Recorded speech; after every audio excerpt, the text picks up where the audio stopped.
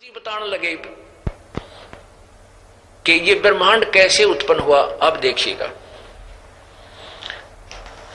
क्या कहते हैं, मैं कमल के फूल पर प्रकट हुआ, वहां मुझे कुछ भी दिखाई नहीं देता था। देखो मैं 116 पृष्ठ पे देवी पुराण,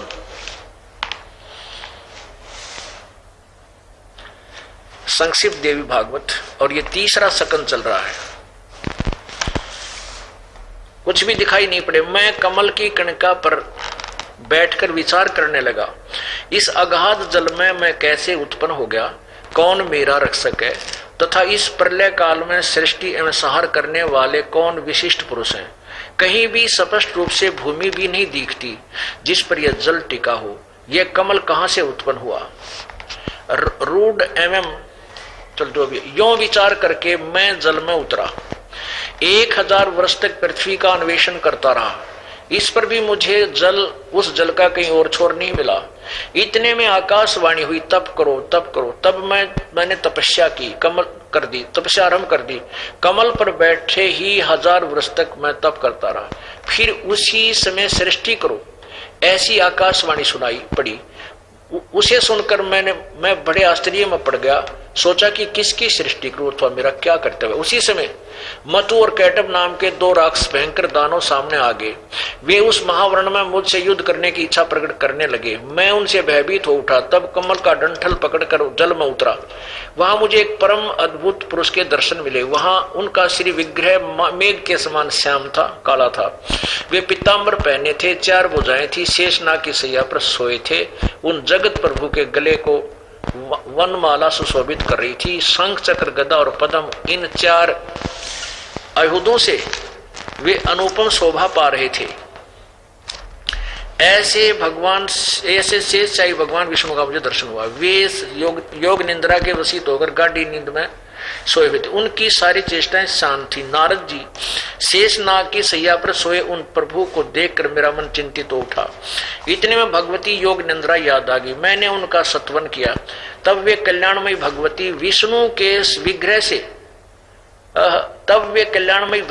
श्री विष्णु के विग्रह माने शरीर से निकलकर अचिंत रूप धारण करके आकाश में विराजमान हो गई। दिव्य आभूषण उनकी छवि बढ़ा रहे थे। जब योग निंद्रा भगवान विष्णु के शरीर से अलग होकर आकाश में विराजने लगी, तब तुरंत श्री हरि यानी विष्णु जी उठ बैठे। उन्होंने मधु और कैटब के साथ 5000 वर्ष तक घमासान लड़ाई की। तब वे दैत्य मरे। पहले देवी के कटाक्ष से मधु और कैटब मोहित हो गए थे। इसके बाद भगवान विष्णु ने गोद में लेटाकर उन्हें वहीं प्राणों से रहित कर दिया। अब वहां मैं और भगवान विष्णु 2 थे। वहीं रुद्र भी प्रकट हो गए। हम तीनों को भगवती अध्या शक्ति के दर्शन हुए। उन्हें देखकर मन मुग्ध हो गया। हमने उनकी उत्तम स्तुति की। तब वे आदि शक्ति हम लोगों से कहने लगी। देवी ने कहा, ब्रह्मा विष्णु और महेश्वर, तुम भली भांति सावधान होकर अपने अपने कार्य में संलग्न हो जाओ। सृष्टि स्थिति और संहार ये तुम्हारे कार्य है। ब्रह्मा जी कहते हैं, अपना आत्माओं,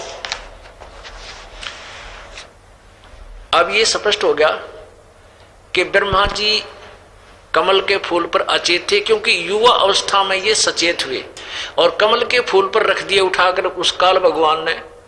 तो ये कहते हैं कि मुझे सब जगह जल ही जल था, केवल वो कमल और उसकी डंठल दिखाई देती।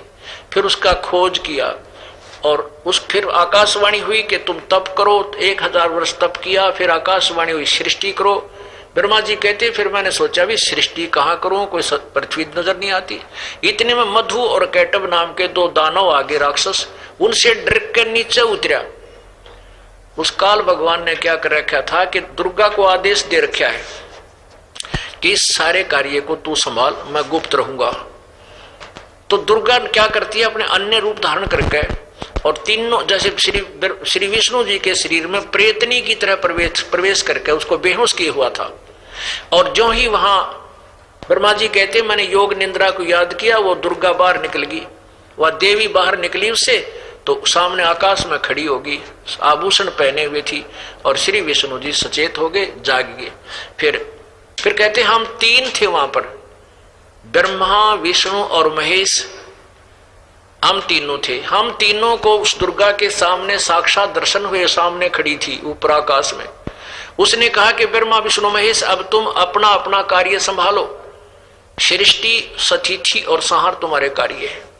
अब ब्रह्मा जी बता रहे हैं कि जब दुर्गा जी ने ये कहा कि तुम तीनों अपना कार्य करो, तो मैंने कहा कि कहीं पृथ्वी नजर आ नहीं रही, कैसे करें हम इस कार्य को। अब इससे आगे बढ़े, अब देखना कितना रहस्य आपको मिलेगा इस पवित्र पुराण देवी पुराण में। आज मैं तुम्हें एक अद्भुत दृश्य दिखलाती हूं। हमने भगवती की बात सुनकर उसे शिरोधार्य कर लिया। उस रतन जड़ित विमान पर चढ़कर हम उस पर आसन पर आराम से बैठ गए। ब्रह्मा जी कहते हैं भगवती अध्यास शक्ति की वह वाणी,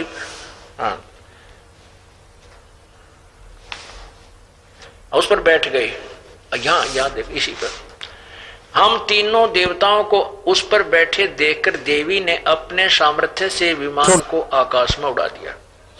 ब्रह्मा जी कहते मन के समान तीव्र गति से चलने वाला वह विमान उस अपरिचित स्थान पर, जिस अपरिचित स्थान पर गया, वहां संपूर्ण फलों से लदे हुए अनेक सुंदर वृक्ष थे।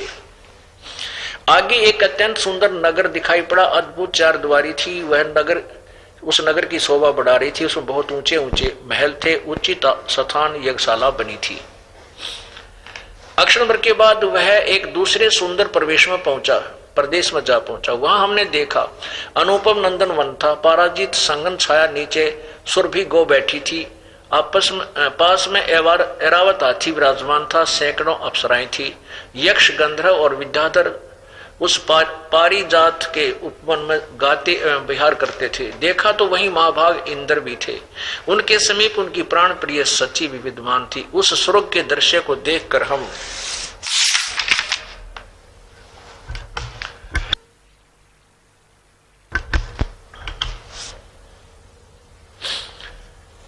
अब 118 पर हम चल रहे हैं। आश्चर्यचकित हो गए। इतने में हमारा विमान तेजी से चल पड़ा और दिव्य धाम ब्रह्मलोक में जा पहुंचा। संपूर्ण देवता उस नगर के सामने मस्तक झुकाया करते थे। वहां एक दूसरे ब्रह्मा जी विराजमान थे।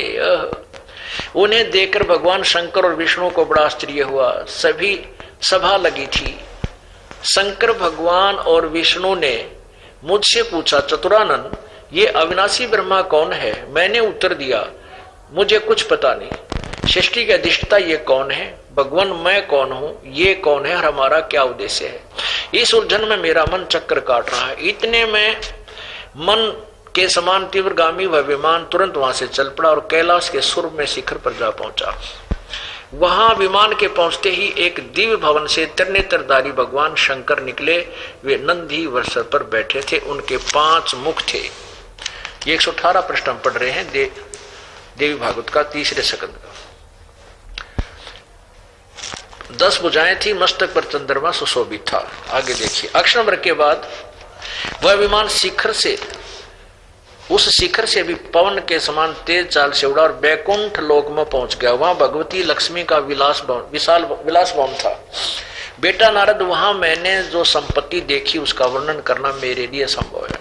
उस उत्तमपुरी को देखकर विष्णु का मन आश्चर्य के समुद्र में गोते खाने लगा। वहां कमल लोचन श्रीहरि विराजमान थे। अलसी के फूल के समान उनके श्री विग्रह की कांति थी। पीताम्बर पहने थे। 4 भुजाएं थी। श्री पक्षीराज, वे पक्षीराज गरुड़ पर विराजमान थे। दिव्य आभूषणों से उनकी अनुपम शोभा हो रही थी। प्राण प्रिया लक्ष्मी जी चंवर डुला रही थी। उन सनातन श्रीहरि की झांकी पाकर हम सभी भौचक्के रह गए। एक दूसरे को देखते हुए हम उस विमान के एक उत्तम आसन पर बैठे रहे।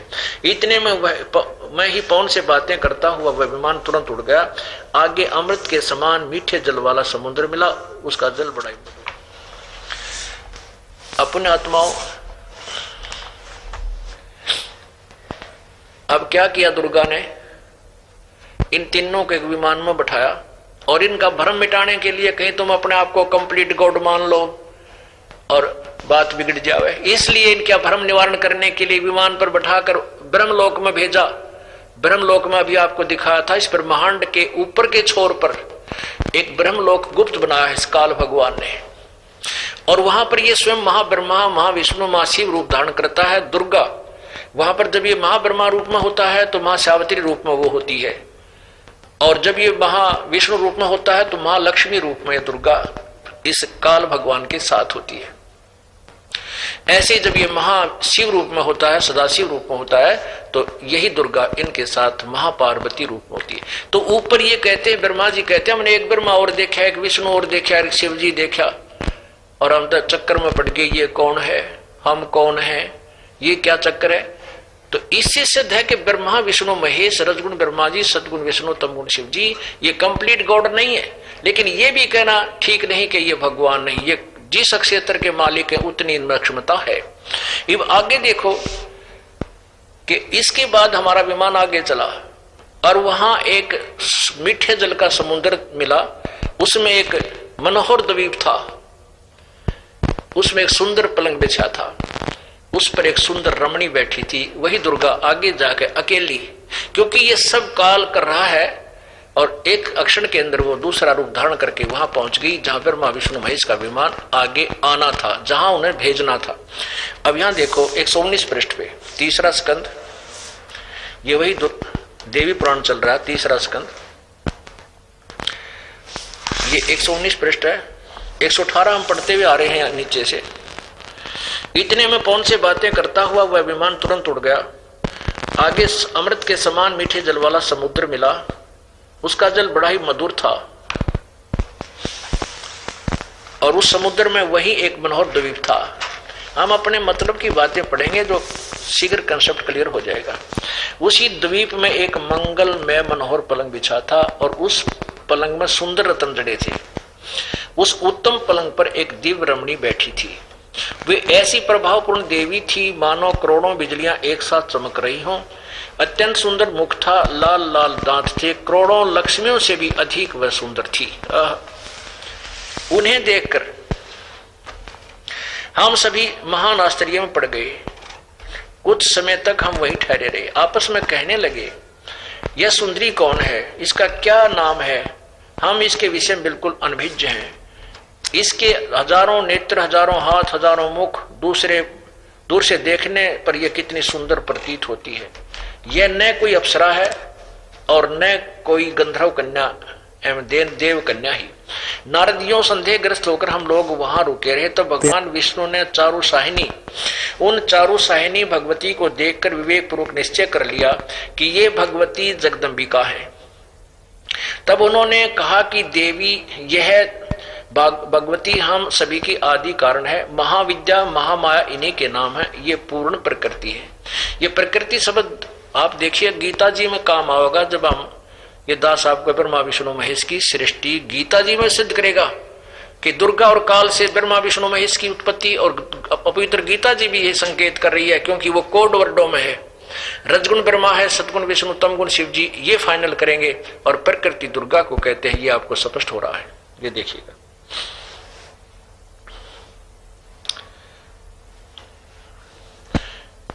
ये पूर्ण प्रकृति है। आगे देखिएगा 120 पृष्ठ पे स्पष्ट हुआ है। 120 पृष्ठ पे देवी भागवत भगवान विष्णु बता रहा है, ये वे ही दिवांगना हैं जिनके पर्यावरण माने जब का सब कुछ नष्ट हो गया था, उसके बाद मेरा जन्म हुआ। पर्यावरण में मुझे दर्शन हुए थे, उसमें मैं बालक रूप में था। मुझे पालने पर यह झुला रही थी। वट वृक्ष के पत्थर पर एक सुदृढ़ सैया बिछी थी, उस पर लेटकर मैं पैर के अंगूठे को अपने कमल जैसे मुख में लेकर चूस रहा था। इससे सिद्ध है कि अब दुर्गा ने उसके पिछले जन्म की झलक दे दी, बालकपन की। अब विष्णु जी उस पिछली फिल्म को देखकर आपको अपने आप को बता रहा है कि मैं एक छोटा सा बालक था। वो पिछली रील चला दी, क्योंकि हमारे अंतःकरण में असंख्य जन्मों की कोड वर्डों में वो फिल्म फीड है, और उस वही ऑन कर दी इस काल भगवान ने। तो विष्णु जी देख रहा है कि वो हुआ, मुझे ध्यान आ रहा है कि मैं छोटा सा बालक था, और जब मैंने ये मुझे एक वृक्ष के ऊपर एक सुदृढ़ सैया थी, उस पर मैं झूल गाल रखी थी, और मैं मुझे झुला रही थी, प्यार दे रही थी, लोरी दे रही थी, मैं छोटा सा बालक था। अब जो ही ये थोड़े से सचेत होने लगते हैं, उसी समय इनको बेहोश करके दुर्गा और काल इनको अचेत कर देते हैं, कोमा में प्रवेश करते हैं, और जब ये युवा हो जाते हैं तब इन तीनों को इकट्ठा करके, अब ये रोल आप समझ रहे, आगे देखना। ये 120 पृष्ठ दुर्गा का देवी पुराण का संक्षिप्त देवी भागवत यानी देवी पुराण तीसरा सकंद चल रहा है। भगवान बता रहे हैं कि उस विष्णु जी बता रहे हैं ये वे ही दिवांगना हैं जिनके प्रलय वर्ण में मुझे दर्शन हुए थे। उस समय मैं बालक रूप में था, मुझे पालने पर यह झुला रही थी। वट वृक्ष यानी बड़ के पेड़ के ऊपर एक सुदृढ़ सैया बिछी थी, उस पर लेटकर मैं पैर के अंगूठों को अपने मुख जैसे कमल में चूस रहा था। इन्हें देखकर मुझे पहले की बात याद आ गई है, ये सबकी जननी है। यहां देखिएगा, अब स्तुति करते हुए भगवान विष्णु बोले 121 पे, प्रकृति देवी को नमस्कार है, भगवती विद्यात्री को निरंतर नमस्कार है। अब यहां देखो,